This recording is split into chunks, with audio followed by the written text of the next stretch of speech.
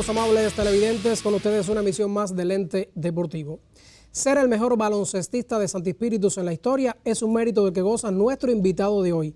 Su buena puntería se hizo presente en universidades mundiales y en los Juegos Olímpicos de México 68, primera cita organizada en Latinoamérica. 2 años antes formó parte de la delegación cubana que sobre el buque Cerro Pelado escribió una de las páginas más importantes del deporte cubano. Sobre estas y otras vivencias estaremos conversando en solo instantes aquí en Lente Deportivo con Jacinto González Peralta o sencillamente Jacintón.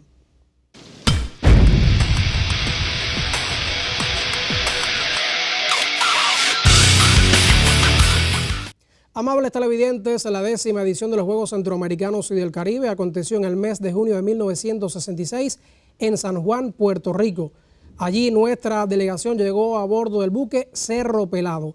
Entre los 315 deportistas cubanos que participaron en el evento estuvo nuestro invitado de hoy, el entonces estudiante de ingeniería y miembro de la Selección Nacional de Baloncesto, Jacinto González Peralta. Bienvenido al Ente Deportivo, amigo mío. Gracias, Randy, por la invitación. Jacintón, para los que conocemos el mundillo del deporte y sobre todo el baloncesto, a más de medio siglo de la participación cubana en los Centroamericanos de San Juan 66, ¿cuáles son los principales recuerdos que tiene hoy usted de ese evento? Bueno, en esa época la delegación cubana no se sabía exactamente si iba a participar o no. Había dificultades con la visa, había problemas con el transporte, pero siempre el anuncio nos dijo, Cuba sí va a participar. Y ahí seguíamos practicando normal, con el fin de que íbamos a participar en la competencia. Llegaban los días, se acercaban los días y no nos acababan de decir cuándo salíamos, hasta que un buen día nos dijeron, mañana sale para Puerto Rico, y por la madrugada salimos. Pero no salimos para Puerto Rico. Cuando fuimos y cogimos el avión, aterrizamos en Camagüey. Esa noche dormimos en Camagüey, nos dijeron que había problemas con la visa, que había que salir al otro día hasta que se acabara de completar. Y al día siguiente volvimos a hacer lo mismo, cogimos el avión en Camagüey con vía a destino a Puerto Rico y nos tiramos en Santiago de Cuba. Ahí almorzamos y ya por la tarde nos dijeron que nos íbamos para Puerto Rico en el barco. Que nos íbamos para Puerto Rico en el barco Cerro Pelado y ya por la tarde Armando Acosta nos entregó la bandera, bueno, y salimos con vía a Puerto Rico. ¿Cómo fue esa travesía, Santiago de Cuba a San Juan? Bueno, de entrada cuando llegamos nos dijeron que bajáramos para los camarotes y que comimos y que no subiéramos a bordo hasta el otro día. El otro día cuando salimos a bordo ya había avionetas volando por encima del barco. ¿Avionetas de Estados Unidos? Avionetas americanas, sí. Entonces tenían audio diciendo que no siguiera, que el barco lo iban a decomisar, que el barco no podía entrar a Santiago de Cuba y tirando proclamas escritas, papelitos, ¿verdad? Y así estuvimos, seguíamos practicando encima del barco, íbamos practicando como pudiéramos, porque bueno, ahí no se podía poner un aro, corríamos, hacíamos algún ejercicio y eran muchos equipos en la proa del barco, que era difícil el movimiento del barco de hacer eso. Y así estuvimos hasta que llegamos frente a Puerto Rico. Cuando llegamos frente a Puerto Rico, quedamos como a 5 o 6 millas, ahí hay un malecón parecido al de La Habana en San Juan, se había mucho público esperando por Cuba, ya ese era el día de la inauguración de los Juegos. Y bueno, que cómo bajábamos, porque el barco no podía entrar. Nos propusieron un barco americano que llegara, no quería, Llanusa dijo, no, aquí nosotros no bajamos. Entonces vino una patana del movimiento de izquierda puertorriqueño y ahí fue donde bajamos. Problemas para bajar, que la patana es una embarcación que está casi pegada al mar. Y el barco Cerro Pelado, aunque pusiera la escalería quedaba casi a 2 metros de la patana y había mucho oleaje. Entonces a la hora de bajar, había que pararse en la punta de la escalerilla, una gente aguantándote, 2 o 3 gente abajo. Cuando subía la patana y bajaba el barco, en ese momento te tiraban. Y así bajaron, no desfilamos todo, ahí desfiló la delegación, o sea, la dirección de la delegación, Llanusa, Figueroa, Miguelina, bajó el boxeo, bajó la pelota y bajó el baloncesto. ¿Usted estuvo? Yo estuve en la inauguración. Sí, no todo el mundo bajó, el resto se quedó a ver qué pasaba. Ahí llegamos ahí al puerto, bueno, ya nos bajamos, montamos la guagua y salimos. Eso era como si estuviera esperando un pueblo, esperando a la delegación cubana, que era la incertidumbre, ¿verdad? Unos nos decían cosas bonitas, otros nos decían cosas malísimas, pero llegamos, desfilamos. Y así fue el inicio de la participación cubana en San Juan, Puerto Rico. El inicio fue hasta ahí, muy bonita la inauguración, y ahí ya para la Villa Olímpica, y entonces después empezó a llegar el resto el resto de la delegación. Amables televidentes del Ente Deportivo, nos acompaña Jacinto González Peralta, integrante de la delegación cubana a los Juegos de San Juan 1966. Allí también estuvo presente la espirituana Aurelia Yeya Pentón.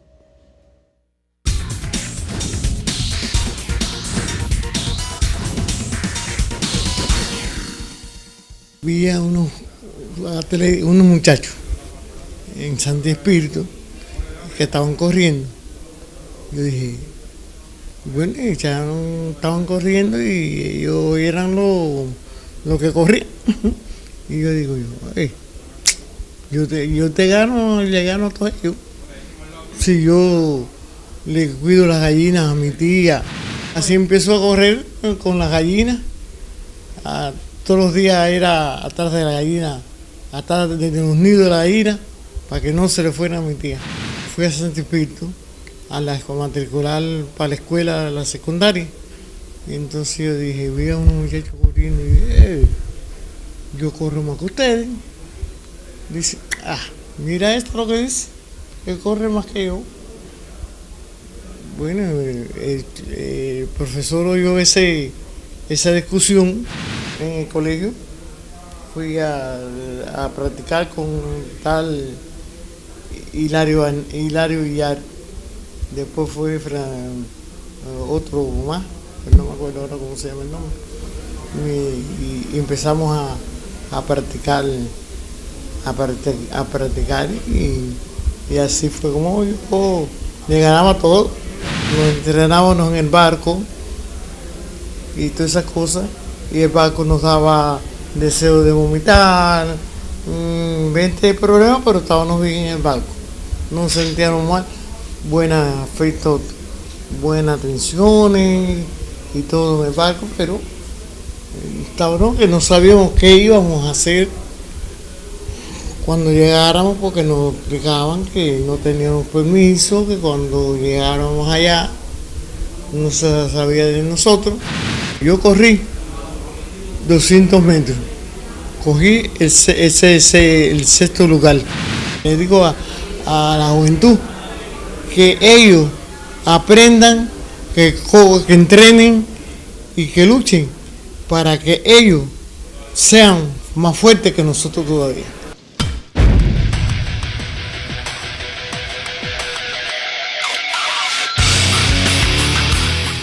En el Ente Deportivo rememoramos hoy la participación de Cuba en los Juegos Centroamericanos y del Caribe de San Juan 1966. Jacinto González Peralta, integrante de la delegación de la dignidad, como Fidel calificó a la comitiva cubana. Jacintón, ¿cuál fue el momento de mayor tensión que le produjo a usted la presencia en esos Juegos de San Juan 1966? Bueno, hubo un momento bien difícil, que fue el momento donde estábamos discutiendo con Puerto Rico la medalla de oro. Si nosotros le ganábamos a Puerto Rico, cogíamos el oro; si perdíamos, cogíamos bronce, porque quedaba por arriba de nosotros México. Entonces, en esa competencia, cuando estaba el juego bien parejo, bueno, era en Puerto Rico y era discutiendo con Puerto Rico, que tenía un equipo muy bueno. En ese momento hubo unos apátridas, la bandera cubana estaba detrás de nosotros, que quisieron bajar la bandera. Se subieron en el ante de la bandera y llevaban una bandera soviética, porque decía que Cuba no era Cuba, sino que Cuba estaba bajo el mando de los soviéticos y querían bajar la bandera cubana. Ese fue un momento difícil, bien desagradable, donde, bueno, bajamos al hombre. Hubo un pequeño altercado ahí, y tuvimos un poco de suerte, porque realmente el equipo puertorriqueño se portó muy bien con nosotros. El equipo puertorriqueño vino de allá de su banco, estuvo al lado de nosotros, y me parece que eso evitó una trifulca mayor. Ese momento fue bien difícil. De ahí en adelante ya nosotros nos perdimos un poco en el juego, y perdimos ese juego que hubiera sido la posible medalla de oro. ¿Cómo vivió usted el segundo lugar de Cuba en esos Juegos Centroamericanos y del Caribe de San Juan 1966? Randy, yo te digo de verdad, nosotros supimos, cuando aquello nosotros no seguíamos tanto el lugar que cogía la delegación. Yo pienso que la delegación, el primer triunfo fue ir, competir y regresar, como dijo Fidel, ¿no? Compitieron y regresaron. En el segundo lugar, yo me enteré un poco después que nosotros habíamos cogido el segundo lugar. La gente participó bien, la gente contrario a lo que pensaban, cuando el público hablaba en contra tuya, pues bueno, uno lo que le daba más deseo de jugar y el segundo lugar sí fue importante, pero creo que lo importante de esa delegación fue ir, competir y regresar. Para Jacintón González, a más de medio siglo de esos Juegos, ¿cuál cree que sea el principal legado que dejaron los centroamericanos y del Caribe de San Juan 1966? Bueno, yo pienso que lo primero fue la intransigencia de Cuba de decir sí vamos a participar y vamos a competir contra todas las banderas y pónganos el obstáculo que nos pusieran, pues bueno, nosotros íbamos a participar. Y creo que esa convicción de que sí se puede fue lo que quedó firme en esos Juegos. Amables televidentes del ente deportivo, Jacintón González nos acompaña hoy, integrante de la delegación cubana que sobre el buque Cerro Pelado asistió a los Juegos Centroamericanos y del Caribe de 1966. Ese evento se vivió con mucha intensidad también aquí en Santi Espíritus. Cuba había presionado desde 1965 en voz de García Bango, había presionado al Comité Olímpico Internacional para que autorizara las visas para que la delegación cubana pudiera participar, o sea que todo estaba en un cuestionamiento de que si en San Juan, Puerto Rico, podía ir o no la delegación cubana. Esta prohibición que tuvo Estados Unidos en Cuba de que participara en los Juegos Centroamericanos en Puerto Rico tuvo una gran importancia para el movimiento deportivo cubano. En primer lugar, prácticamente el deporte aún estaba en ciernes, incluso yo diría que no tenía ni esa gran cantidad de aficionados que tiene hoy. Llega el año 1966 y es un año que en esa etapa estaba marcadamente influenciado por la Guerra Fría, que a nivel internacional estaba sustentándose en gran parte. Y el Caribe no fue ajeno, porque la Revolución Cubana había logrado una serie de aspectos en la vida política, en la vida militar, en la vida común, en la vida social, en la vida cultural y, por qué no, en el ámbito también deportivo. Y allí se demostró en el Cerro Pelado la tremenda voluntad política que hubo para comenzar a desarrollar el deporte cubano. Porque ¿qué jefe de Estado, después de terminar el centroamericano, recibió a sus campeones en su lugar de origen? Marcaron el sentir político y revolucionario de la Revolución Cubana, el sentir político, o sea, el juego político de la revolución, o sea, de la Revolución Cubana, es lo que marcan esos juegos. En todas partes se respiró aire centroamericano. Quizás yo te diría que si no hubiera existido esa imposición de Estados Unidos con respecto al cuarto momento, los centroamericanos hubieran pasado como unos centroamericanos más, pero no fue así. Pasaron como lo que fueron, una victoria de nuestros atletas y una victoria de la revolución.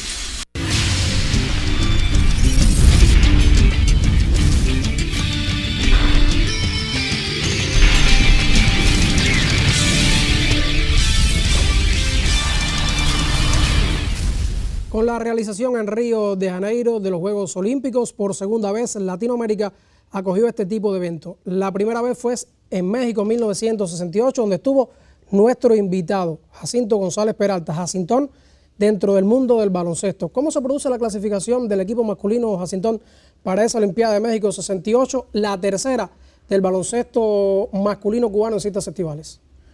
Mira, Randy, nosotros habíamos intentado clasificar para una Olimpiada en Yokohama, en el 64, a las Olimpiadas de Tokio. Hicieron una convocatoria, faltaban 2 equipos, hicieron una convocatoria en Yokohama y allá fuimos nosotros, pero bueno, no pudimos clasificar, ese fue el primer intento. Ya fue tan cerca de la Olimpiada que los que clasificaron ya pasaron de ahí directo para Tokio y compitieron en la Olimpiada. Nos quedaba eso pendiente y logramos clasificar en Winnipeg, en los Juegos Panamericanos de Winnipeg del 67.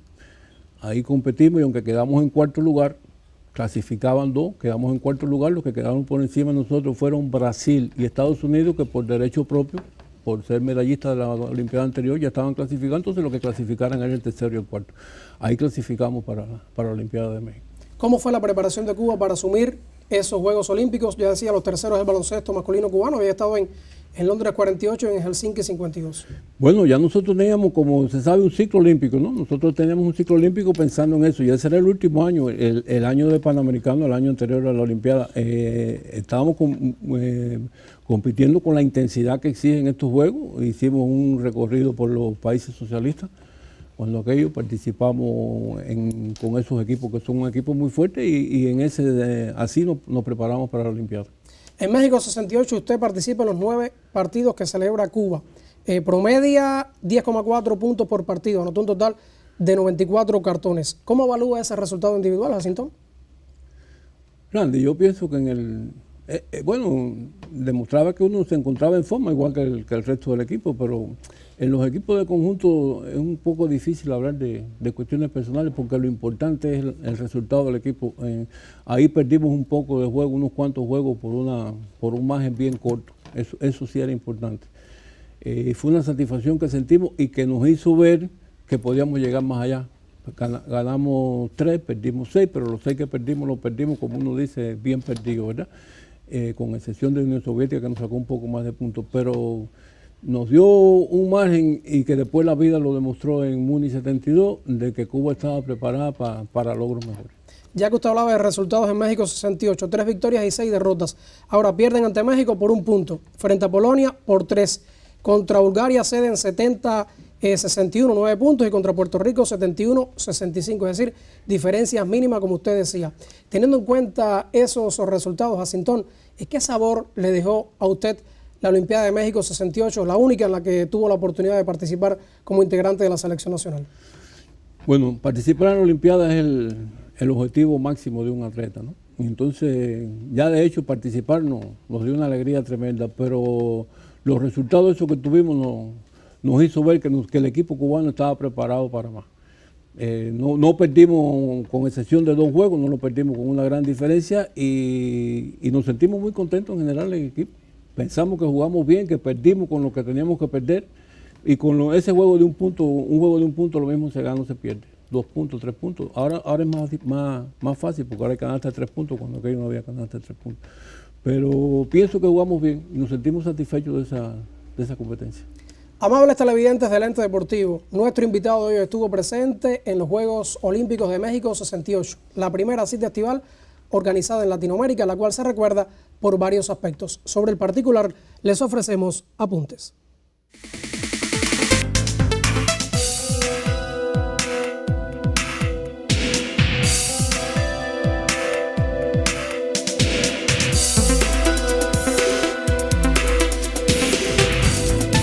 Los Juegos Olímpicos de 1968 acontecieron a 2.300 metros de altitud, lo cual no fue impedimento para que tuvieran la mayor cifra de participantes conseguida hasta ese entonces, con 5.516, quienes concursaron en 172 pruebas en 20 deportes. La cita se celebró del 12 al 27 de octubre y vio estrenarse en el encendido del pebetero a una mujer, la ballista anfitriona Enriqueta Basilio de Sotelo, aunque el desempeño más celebrado por la afición local fue el de Felipe El Tibio Muñoz, campeón en 200 metros pecho en la natación. En total se lograron 26 plusmarcas olímpicas y 15 mundiales. Entre las grandes hazañas estuvo la del estadounidense Bud Benmont, quien en la final de salto de longitud se estiró hasta los 8,90 metros, con el que batió la marca anterior de 55 centímetros. Un desempeño similar realizó Dick Fosbury, campeón de salto de altura, aplicando una innovadora técnica llamada Fosbury Flop, que le permitió llegar hasta los 2,24. En los 100 metros, James Hines de Estados Unidos cronometró 9,9, con los cuales se erigió en la primera persona en romper la barrera de los 10 segundos. En la propia especialidad, su compatriota Wyoming Atayus estampó 11,08 segundos. De esa forma también estableció cota universal y reeditó la alegría vivida en Tokio 1964, actuación que hasta ese momento nadie había logrado en el hectómetro. Los 400 metros fue la única final con los medallistas del mismo país. Lee Evans, Larry James, tenis Ron Freeman de Estados Unidos. Semejante quehacer solo se había conseguido en la cita de San Luis 1904, cuando Harry Hillman, Frank Weller y Hermann Grohmann subieron al podio en la vuelta al óvalo. En el atletismo, el soviético Volodymyr Golubinishi repitió la corona de los 20 kilómetros, marcha alcanzada en Roma 1960. Notorio resultó que con 18 años Mislolava Revskova ganó el oro en el salto alto con 1,82 metros. Otra de las heroínas de aquella elite resultó la también checoslovaca Vera Kaslavka, ganadora de 4 medallas de oro y 2 de plata en la gimnasia artística. En ese deporte sobresalieron por los japoneses Akinori Nakayama con 4 doradas y Sawao Kato, máximo acumulador. En disciplinas colectivas, llamativo fue que por primera vez desde 1928 la India perdió la medalla de oro en hockey sobre césped tras ceder ante Pakistán, su histórico rival político. En la Olimpiada de 1968 se comenzó a utilizar la pista sintética de tartán, las pértigas de fibra de vidrio y las colchonetas de espuma para el aterrizaje tras el salto. En todos los deportes se empleó el cronometraje electrónico, por primera vez considerado oficial. Se implementó el sistema Photosprint en las competiciones de atletismo y los touchpans en natación. Los Juegos Olímpicos de México 68 fueron los primeros transmitidos por televisión vía satélite en directo y en color para todo el mundo. La medicina deportiva también se hizo presente al empezar a realizarse controles de sexo y análisis antidopaje, que arrojó como primer caso el del sueco Hans Gunnar Lihenvall de pentatlón, que dio positivo por alcohol. La primera Olimpiada celebrada en Latinoamérica pasó a la historia por ser la que estrenó a deportistas de la región de Santi Spíritus, que aportó a Aurelia Yaya Pentón, quinta en los 400 metros planos con récord nacional. El ciclista Inocente Lizano, ocupante del lugar 21 en la ruta individual, y el baloncestista Jacinto González. Los Juegos de México 68 le depararon a nuestro país medallas de plata en el relevo de 4x100 en ambos sexos y de los boxeadores Enrique Regueiferos de los 63,5 kilos y Rolando Garbey en 71. Ellos fueron los agraciados en una delegación de 125 competidores, incluidas 16 mujeres. Por países, Estados Unidos dominó el medallero con 45 títulos, seguido por la Unión Soviética con 29 y Japón, que archivó 11. Precisiones finales en lente deportivo con el mejor jugador de baloncesto en la historia de Santi Spíritus, Jacinto González Peralta. Jacintón. ¿Por qué Jacintón? Mira, Randy, antes cuando esto no era ante la división político-administrativa, nosotros pertenecíamos a la provincia de Las Villas y jugábamos los campeonatos de baloncesto, lo hacíamos todo contra todo, o sea que tenía equipos Sagua, Remedio, Santa Clara, y entonces íbamos jugando. Y en Sagua se acostumbraba. En el tablero tiene la marca de la división de las tablas y los grandes, que cada equipo tenía un grande, bueno, pues trataban de marcar ahí y siempre había alguien que, a ver, vamos a ver hasta dónde tú llegas. Y como pasaban todos los grandes, pues iban bancando y la gente veía hasta dónde llegaba. Y cuando yo llegué y salté, brinqué más que todo el mundo. Y me empezaron a decir Jacintón. Jacintón hasta el día de hoy. Hasta el día de hoy, así. Jacintón, que en 1963 ganó medalla de plata en la Universidad Mundial de Brasil. ¿Qué tanto disfrutó ese resultado usted? Bueno, ese fue un resultado un poco, no fue muy, como que no pensábamos en eso. Nosotros habíamos participado en los Juegos Mundiales Universitarios del 61 en Sofía, Bulgaria, y quedamos lejos. Pero después cuando llegamos a esos Juegos y empezamos a verlo aquí, pues vimos que podíamos ganar, que podíamos estar en mejor posición y fuimos jugando y jugando hasta que discutimos el tercer lugar en el último juego con Francia y le ganamos. Un poco que sorprendió, porque no teníamos eso en la lista. Con ese estábamos discutiendo la medalla de plata. En Múnich 72, Cuba gana medalla de bronce en el torneo de baloncesto. A esa competencia usted llegaría con 31 años. Sin embargo, decidió retirarse con 29. ¿Por qué? Bueno, la decisión de retirarme fue fácil. Yo jugué en el campeonato centroamericano que se jugó en La Habana en el año 69. Se realizó aquí en La Habana y jugando contra Venezuela me partí el menisco de la rodilla derecha. Ya tenía 29 años, tenía fractura en una pierna, en el menisco, la rehabilitación era larga, estaba estudiando en la universidad en tercer año, ya tenía un hijo y entonces pues yo dije ya no es época de seguir. Ya con 29 años, después de una fractura en la pierna, no era lógico seguir y ahí me retiré. O sea que la decisión no fue como otra gente, me toca o no me toca, fue fácil. fue impuesta prácticamente. Me acaba de decir que estudiaba ingeniería. Usted se gradúa de esa especialidad. Hoy se considera un ingeniero que por circunstancias de la vida jugó baloncesto o un baloncestista que en un momento de su vida realizó y ejerció la ingeniería. Yo soy un basquetbolista que cuando terminó su etapa que puede jugar, pues bueno, terminé mi carrera y me hice ingeniero. En sus más de 70 años de vida, ¿cuál es el momento más grato o los momentos más gratos que conserva del baloncesto? Bueno, hubo muchos momentos. Primero, cuando caí en el 61 en el equipo nacional, fue la primera de llegar a un equipo nacional. En el 61 no se pensaba en equipo nacional como ahora, es otra cosa. Antes se veía eso más lejos, ya la gente sabe que puede participar. Yo no creí hasta que me vi en el equipo, no lo creí. Los Juegos de Puerto Rico fueron una cosa muy importante.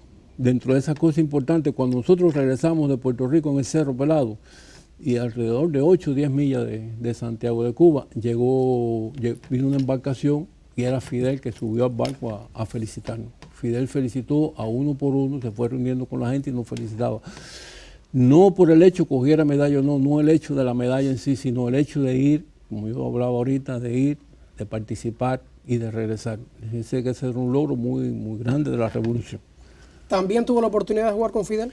Sí, con Fidel jugamos en varias ocasiones. Después de esa fecha nosotros jugábamos con Fidel y siempre nos citaban por la madrugada, 1 a las 2 de la mañana, y jugábamos con Fidel. Es difícil jugar con Fidel, porque él jugó básquet, él sabe lo que es eso, pero el baloncesto es un deporte de contacto.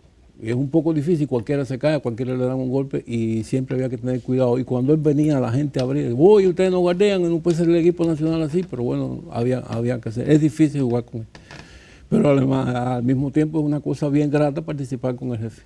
Amables televidentes del Ente Deportivo, hoy tuvimos la suerte de conversar con Jacinto González Peralta, espirituano, olímpico en México 68 y también miembro de la delegación cubana que sobre el buque Cerro Pelado estuvo en los Centroamericanos de San Juan 1966. Nosotros, sin tiempo para más, solo nos resta invitarlos para vernos la próxima semana. Gracias y hasta ese momento.